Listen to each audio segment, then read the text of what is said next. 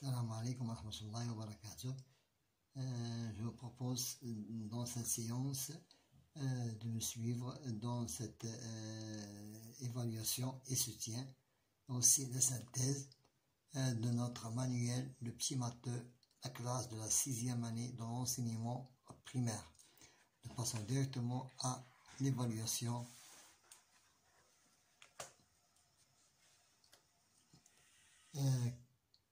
Évaluation, soutien et synthèse, la page 56. J'observe et je complète. Nous avons ici 1, 2, 3, 4, 5 répartitions. Chaque répartition est composée de 3 tiers. Donc nous avons ici 5 modèles. Je divise ces 5 répartitions en un tiers pour multiplier un nombre fractionnaire par un autre nombre. Je multiplie le premier par l'inverse du deuxième. Ça veut dire 5 sur 1 multiplié par 3 sur 1 est égal à 15. Maintenant, passons à cette répartition de deuxième question. Nous avons ici 1, 2, 3, 4, 5, 6 répartitions. On a pris seulement un tiers d'un demi. Une demi répartition. Je prends seulement un tiers. Donc un tiers de 1 demi est égal à 1 cinquième. Je multiplie l'unité entre eux et les numérateurs entre eux et les dénominateurs entre eux. Ici, je colorie 3 quarts de la figure en bleu. Dans cette figure, il y a 20 carrés, ou bien 20 cases. Je dois colorer seulement 3 quarts. Ça veut dire que je multiplie 20, le nombre total, par 3 divisé par 4 est égal à 15 cases. J'ai colorié ici 15 cases. Ensuite, de ces 20 cases, je prends aussi de colorier 2 cinquièmes. 2 cinquièmes, ça veut dire 20 multiplié par 2 divisé par 5 est égal à 8 cases. J'ai colorié d'une autre couleur 8 cases. 3 quarts en bleu et 2 cinquièmes en vert m'a donné 6 vingtièmes. J'ai simplifié, m'a donné 3 dixièmes. Je calcule et j'écris le résultat sous forme d'une fraction. Donc 5, c'est 5 sur 1. Un nombre entier, toujours un nombre fractionnaire. Moins 3 quarts est égal. Je dois les réduire au même dénominateur. Je le multiplie par le plus petit diviseur commun, c'est multiple commun, c'est 4. Donc 5 fois 4 est égal à 20. 3 reste tel qu'elle est. Le dénominateur fois 4, c'est 4. 20 moins 3, c'est 17 sur 4. Ici, 2 tiers plus 3 quarts. Je multiplie la première fraction par le dénominateur de la deuxième et la deuxième fraction par le dénominateur de la première. Ça veut dire 4 fois 2, 8. Et 3 fois 3, 9. 4 fois 3, 12. Et ainsi 12. Donc 8 plus 9 est égal à 17 sur 12. Maintenant, cherchons le volume de ces deux récipients qui sont remplis d'eau à une hauteur de 2 cm, ici de 5 cm. Pour trouver le volume d'eau, je dois multiplier la longueur fois la largeur pour me donner la surface d'eau, puis je dois la multiplier par la hauteur. 7 fois 6 fois 2 est égal à 42 de la surface multipliée par 2 de la hauteur, m'a donné 84 cm3, et toujours en milliers, c'est 84 aussi millilitres. Le deuxième récipient, c'est la même chose. Longueur, volume est égal à longueur fois la largeur fois la hauteur. 20 fois 10 fois 5 est égal à 200, c'est la surface fois 5 la hauteur est égal à 1000 cm3 est égal aussi à 1000 millilitres cubes.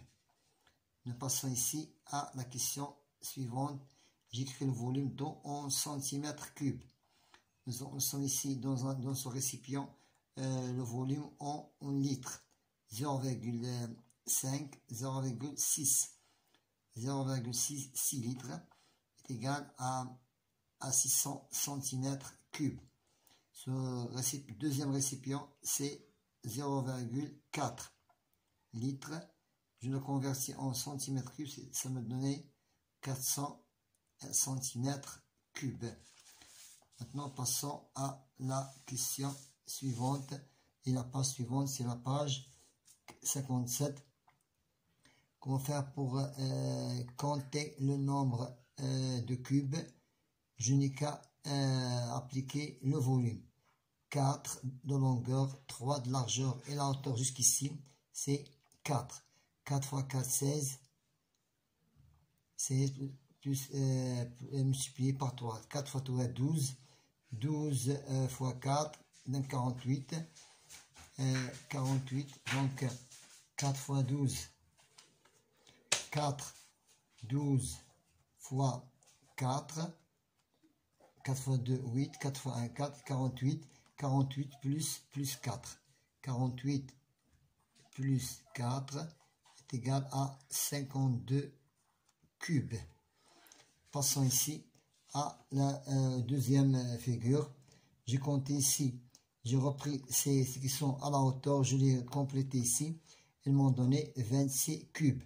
Et c'est la même chose. J'ai compté le volume de la base.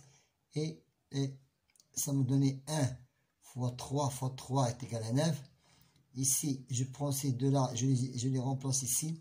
On donnait 16. 16 moins 2. Pourquoi? Parce qu'il manque ici 2 cubes. Donc, ça me donnait 14. 14 plus 9, c'est 23. J'écris le volume en millimètres cubes. 0,5, 0,6, 7, 8. C'est 0,8. Ici, 0,2, 3, 4, 0,1, 0,2, 0,3.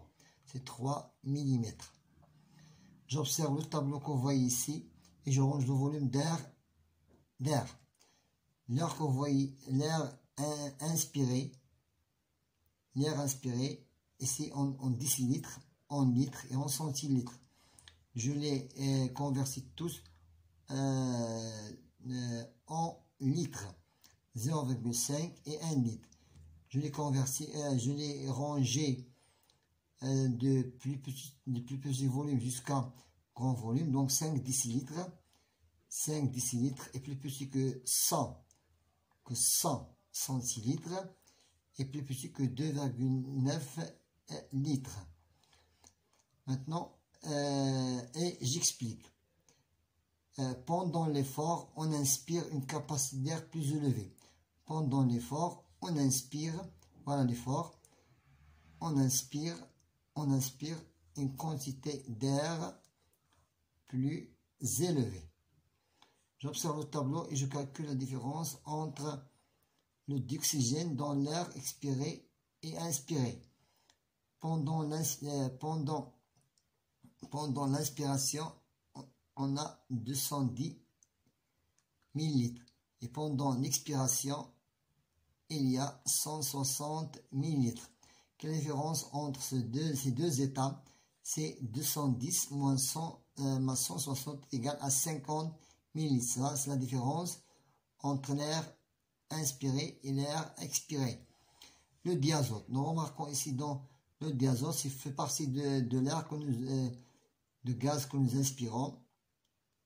Le diazote, lorsque pendant l'inspiration, j'inspire de 0,8 et pendant l'expiration, elle sort la même capacité. Donc, le diazote, pendant l'expiration et l'inspiration, la capacité ne change pas pendant ces deux états. Ici,